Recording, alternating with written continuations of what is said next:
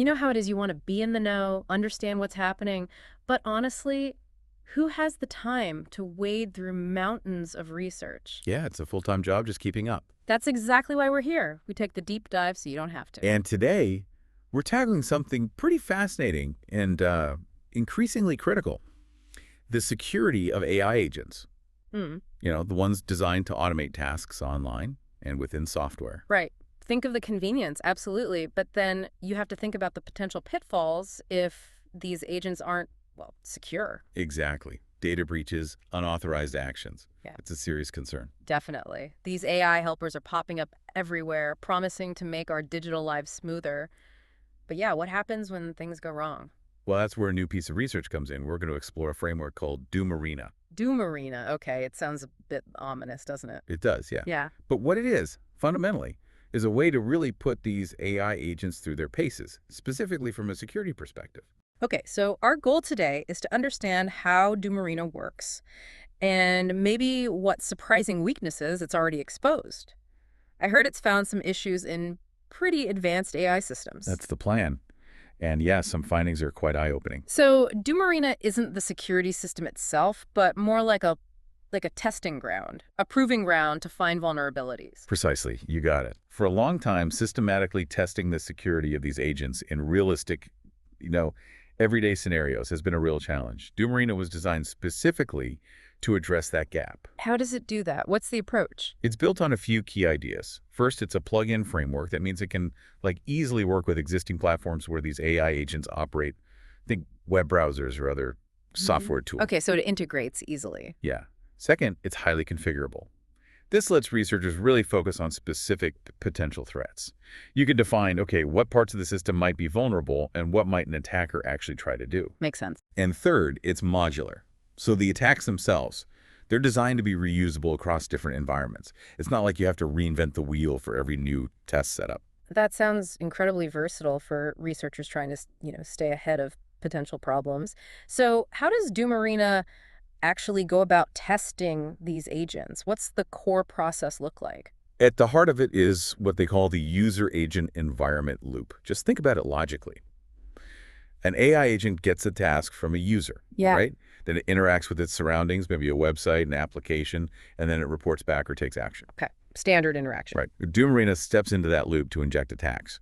But critically, it doesn't do it randomly. It does this based on a specific threat model. A threat model, like a specific scenario of what might go wrong. Exactly. A clear idea of what kind of vulnerabilities we're concerned about and what an attacker might realistically be capable of doing.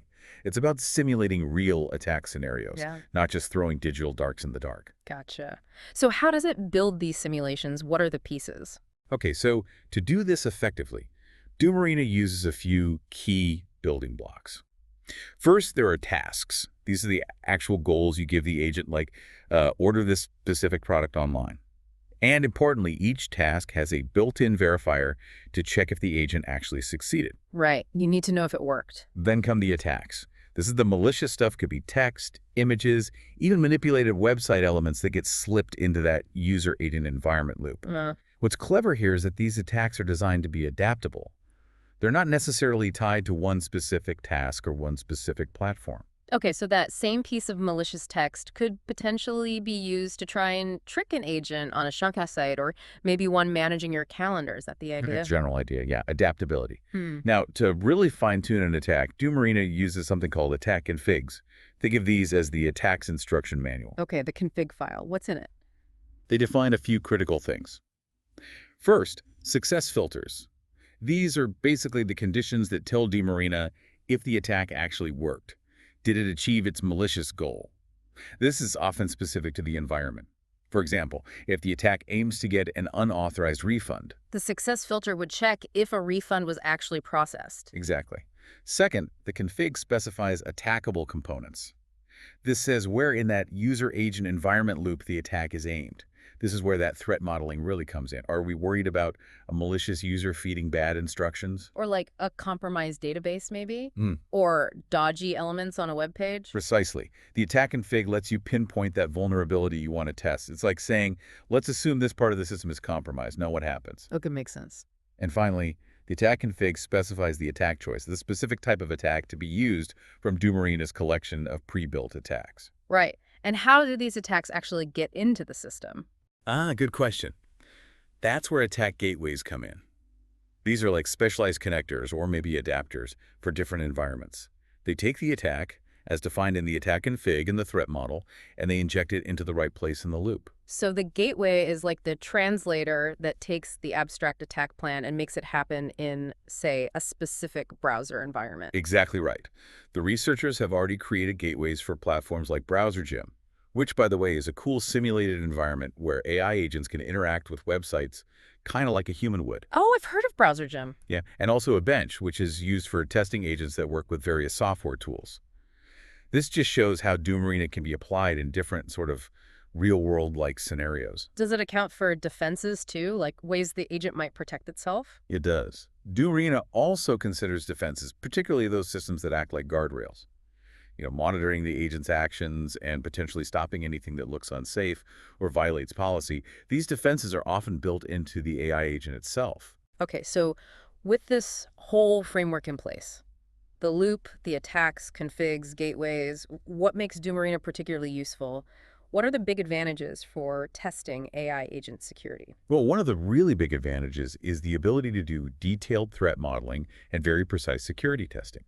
Because you can so easily tweak those attack configs, swap out attacks, change success criteria, target different components. You could really get down to the nitty-gritty of where the vulnerabilities lie. You can be really specific. Exactly. The research paper actually includes a great example of this.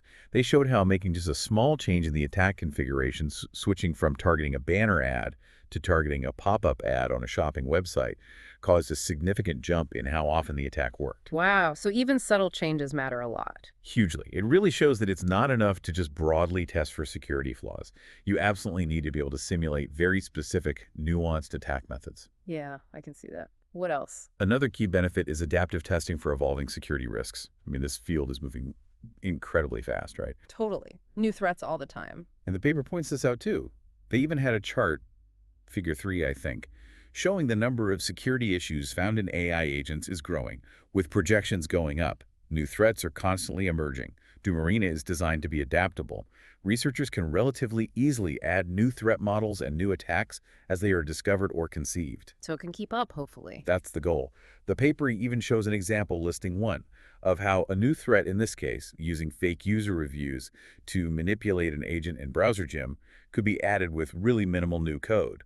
That kind of flexibility is just crucial because, well, security threats don't stand still. That ability to adapt as threats evolve seems absolutely essential. Okay, what's the third major advantage you mentioned? The third one is the ease with which it can connect to new AI agent platforms and environments. Basically, by building one of these attack gateways we talked about, you can add DoomArena's security testing capabilities to pretty much any new environment or benchmark where AI agents might operate. So it's extensible to new systems. Yeah.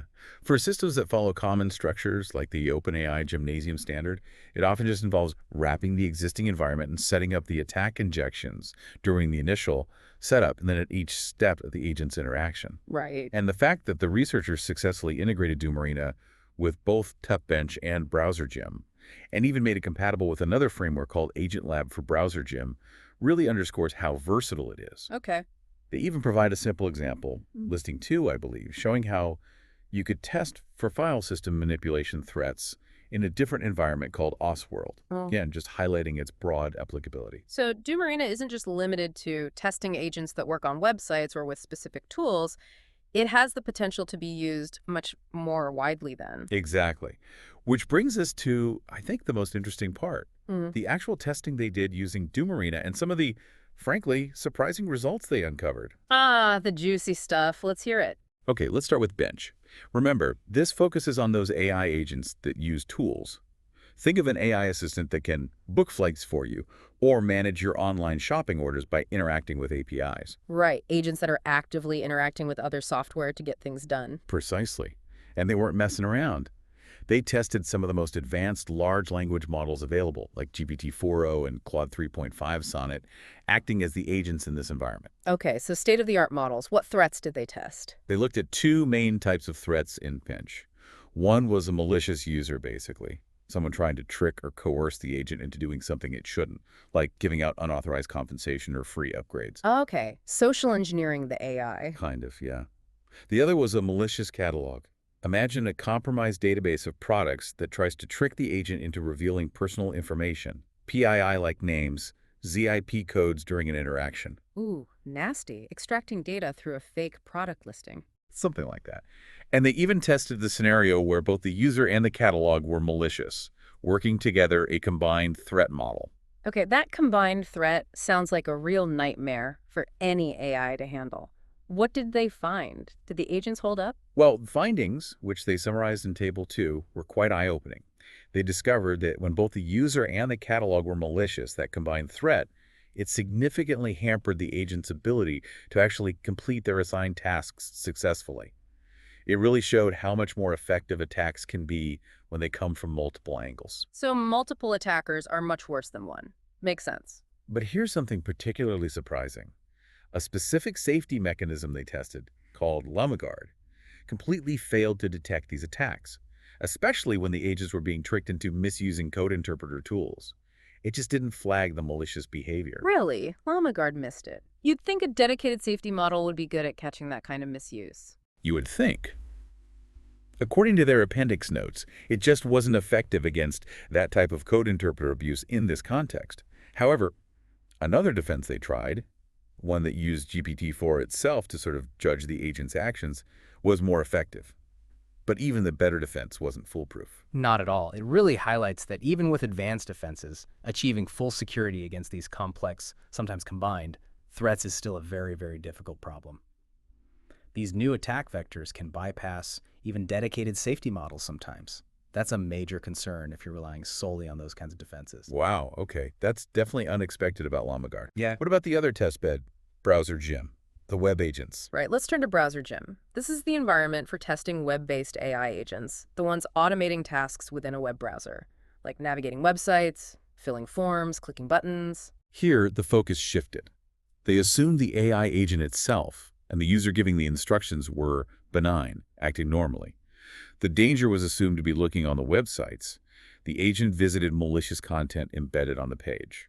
So the threat comes from the environment, not the user or the agent itself. What kind of malicious content were they looking at here? They focused on two main types of threats hidden on web pages. First, malicious banners. These involved hiding sneaky instructions, prompt injections basically, within the code of banner advertisements. Specifically in parts of the HTML code like accessibility attributes that a human wouldn't normally see, but that an AI agent would process when trying to understand the page layout. The paper gives an example, listing 10, I think. Whoa, hiding attacks in accessibility tags. That's devious. It is. Second, they looked at pop-up threats. Similar idea, hiding malicious instructions or prompts in the content of pop-up windows.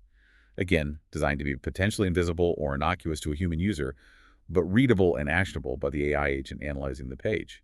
Listing 11 showed an example of that. And just like with Bench, they also tested a combination of both malicious banners and pop-ups appearing on the same page, sort of like having two different hackers trying to trick the AI simultaneously. Making it even harder to defend against. That's clever and quite concerning. Hiding instructions where you wouldn't expect.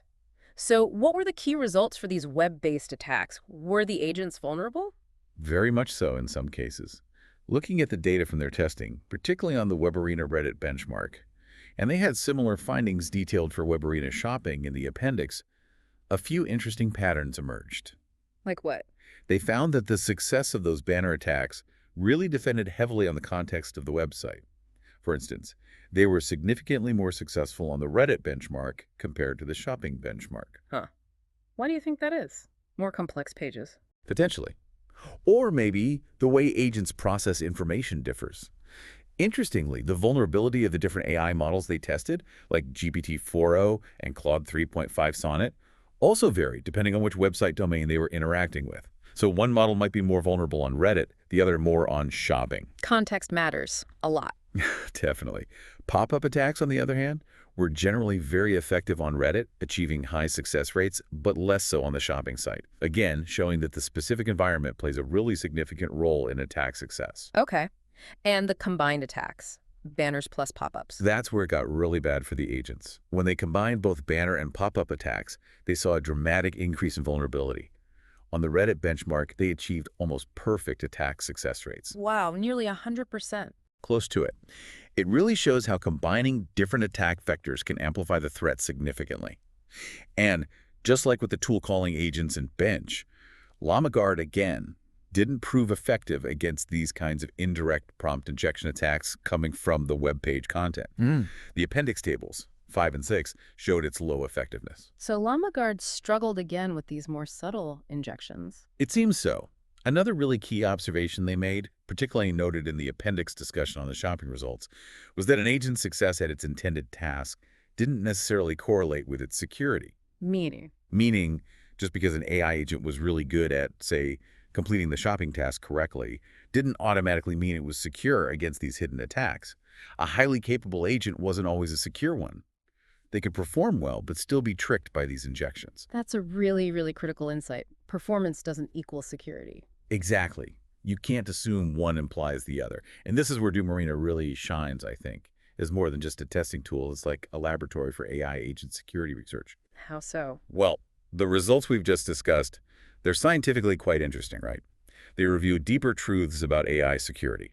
One key finding the researchers highlighted is that there seems to be no single AI agent that is the best at everything when you consider both security and capability.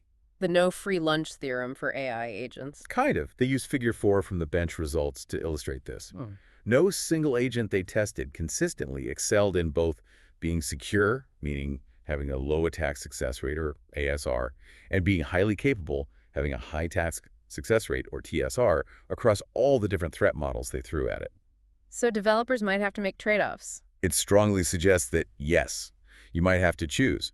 Do you want a super capable agent that might be more vulnerable, or a more secure agent that might not be quite as effective or versatile at its tasks? Looks like a balancing act. That makes perfect sense, actually. You often can't optimize for everything simultaneously. Right.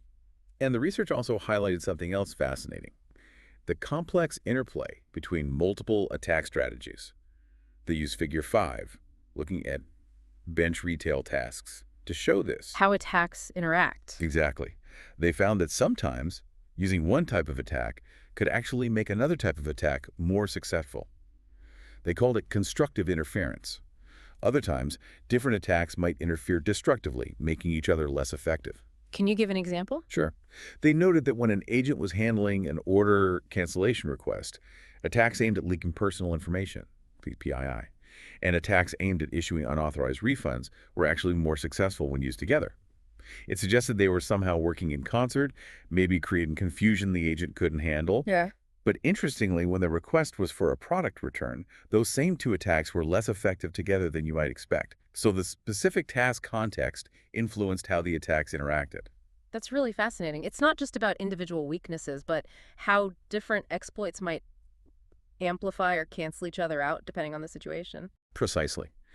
And that complex interplay, those nuanced dynamics, are exactly the kinds of things that a framework like DoomArena allows researchers to really dig into and investigate systematically. So, okay, when we step back and look at the bigger picture here, what's the real takeaway from all of this? What's the ultimate value of a framework like DoomArena? I think the core value is that it gives us a much more rigorous, configurable, and realistic way to understand and start tackling the growing security risks that come with these increasingly powerful AI agents. Right. It moves beyond just theoretical worries. Exactly. Yeah. DoomArena lets us go beyond just thinking about potential vulnerabilities and actually test these agents in scenarios that are much closer to how they're actually being developed and deployed under specific modeled threats. And as we've discussed, it's already revealed some genuinely surprising weaknesses, even in what we consider state-of-the-art AI agents. Absolutely.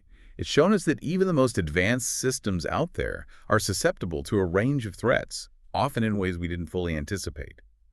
And crucially, how vulnerable they are depends on this complex mix of factors: the specific type threat, the environment, the effectiveness of defenses, and even how different attacks might interact. It's not simple. No, it definitely sounds complex. So this all raises some really important, maybe even slightly uncomfortable questions for anyone building or deploying these agents, doesn't it? I think it has to. Like, how should we be thinking differently about developing and testing AI agents to make sure they are both effective and genuinely secure, especially as these threats inevitably get more sophisticated? Uh-huh. And what kinds of compromises, what trade-offs might we actually have to make between an agent's raw capabilities and its security posture? We can't just assume we get both for free. That seems clear from the results. Yeah. And maybe how absolutely crucial is it to have testing methods like DoomArena that can really understand the context in which these agents operate? Because context seems to matter so much for vulnerability. It definitely gives you a lot to think about. It really does. And for those of you listening who are interested in, digging even deeper into this really important topic, we definitely recommend checking out the DoomArena framework itself and the research paper we've been discussing today. Yeah, worth a read. It feels like a vital step towards creating a future where AI agents can be both incredibly powerful and hopefully truly trustworthy.